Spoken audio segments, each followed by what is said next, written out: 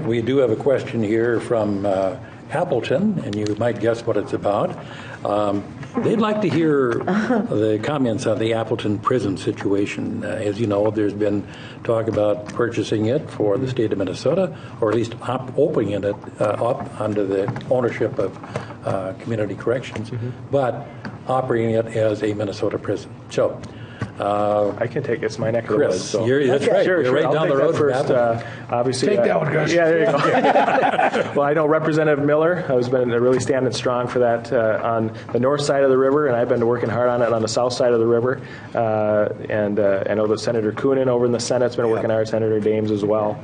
I think when it comes to beds, they're estimating that we're going to be over 1,300 beds short of where we need to be, and they're utilizing a lot of the county prisons across the state to house state prisoners.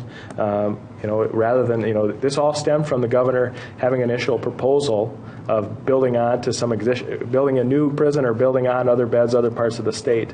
And, I can tell you what, that definitely got folks excited out in our neck of the woods, saying, rather than build, why don't we utilize a facility that's already built, already ready to go, essentially. Obviously, there's some work that probably needs to get done before you start putting folks in, but, really, it's going to be a big deal. It's that particular facility pays over $1 million in property taxes to the county. I think it's Swift County that it's in. But also just what it does for the local economy, the creation of jobs, those opportunities that leaves for folks. And there's maybe some work at the state level when it comes to some reforms. But at the end of the day, our role as legislators is to make the best economic decision, no matter what that is. And I think building a prison or building onto them in the metro area doesn't make sense when we've got a perfectly good facility out in Appleton. Representative John, there was some... I partially agree with that on the sense that I'm totally opposed to the operation of a private prison. I would have much less objection to the state buying that, taking it over, and having it in a state prison.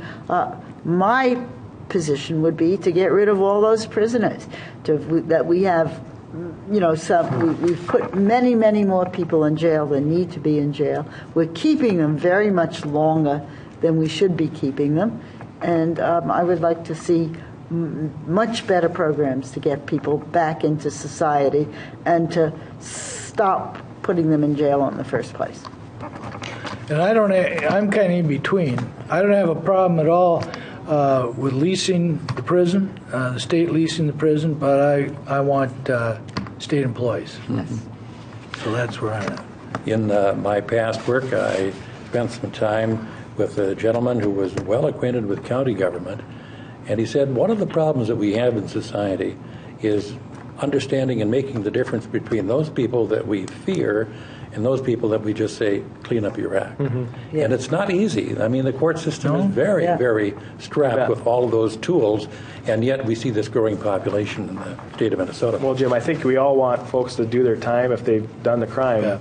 But, I think some of the arguments for maybe leasing it or whatever would be getting folks out of the county systems because they don't have some of those programs out there because, if you go to jail, we don't want you to ever come back. I forget I think that was on the Blues Brothers. Or we don't ever want to see you come back. And, and that's, you turn your life around, there's a lot of opportunities. Sure. And, yeah.